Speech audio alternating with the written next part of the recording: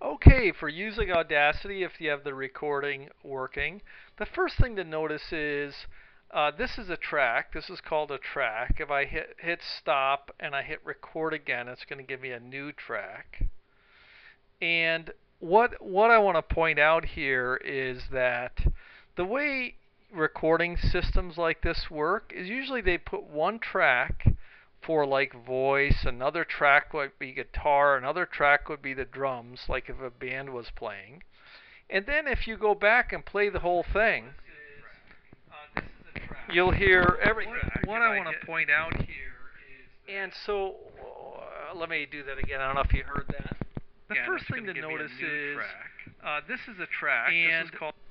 So what's happening is you're hearing all the tracks together, and so the first thing I want to point out is you can mute this one and turn that off, and that way when you hit play, it'll only play this track. Or very similarly, you could make this one solo, and then when you play, it'll only do that track. So you can play around with these mute and solo buttons to pick the one you want. And the other thing I want to show you is that if you don't want record to make a new track, you just do shift and then hit record. And if I do shift and hit record, then it ends right on. Then it adds right on to the track that you're in. So whichever track you're in, it adds to the end.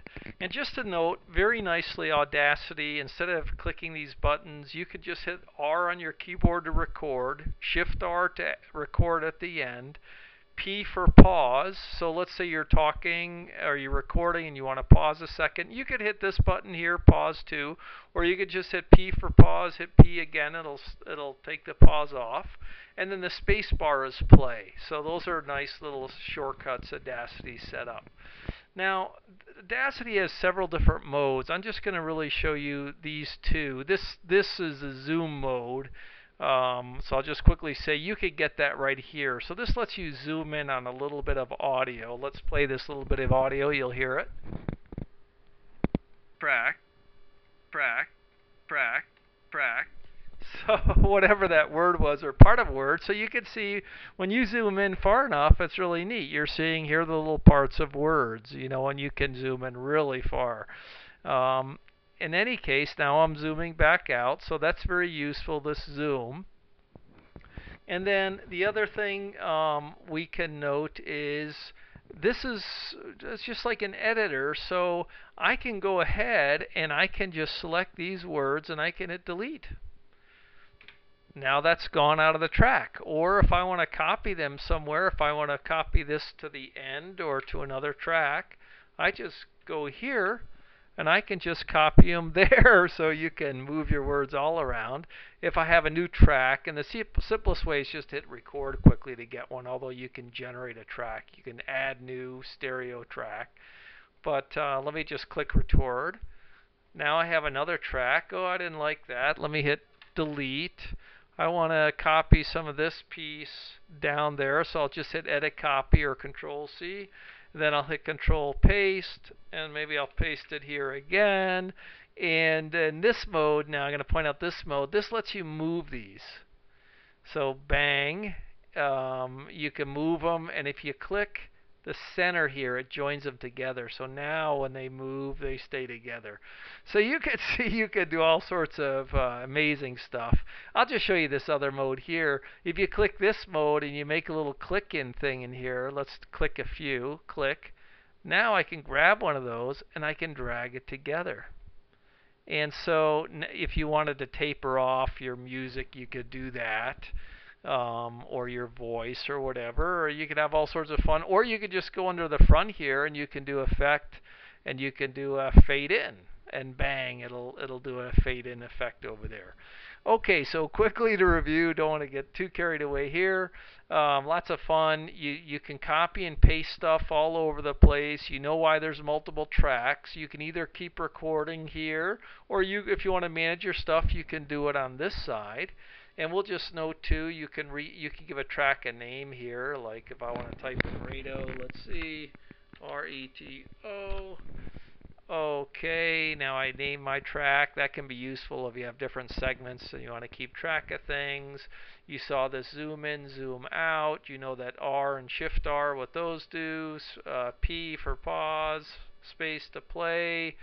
Oh, then the last thing is just exporting. So let's say we want to export just this part. You can either select it and then you just hit File, Export. What is export for? Export is to save your music as in like an MP3 format, one that someone else's computer is going to understand.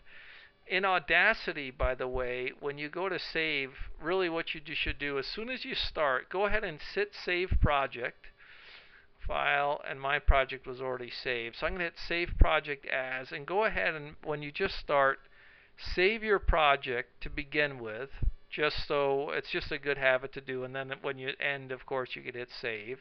So always keep your project in Audacity form. That way you can always go back and edit things, and things are pristine and nice. The audio is at best quality.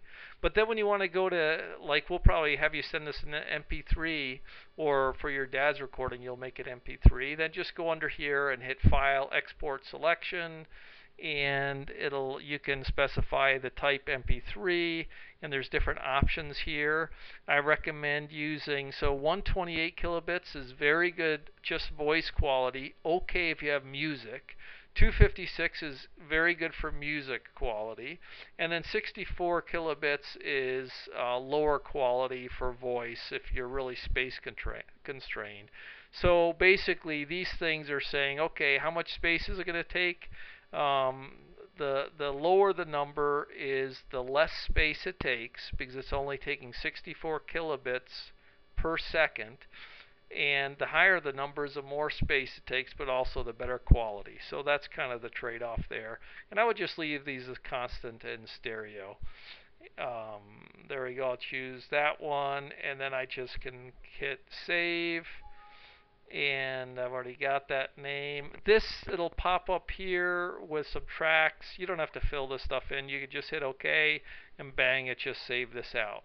The other way to do this is to click solo, and instead of export selection, just hit export. It'll bring up a similar menu, blah, blah, blah, same option kind of thing, and just save. And I already did that. Let me get out of here.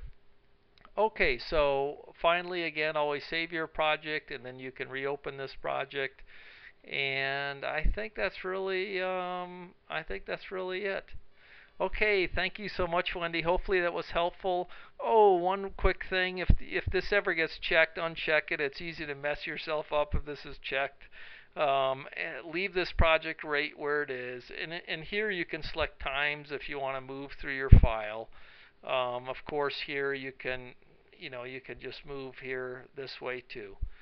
Okay, Wendy, thanks so much. Have fun with Audacity. It's a super program. A bunch of great software people made something really good for everybody to use. Okay, take care.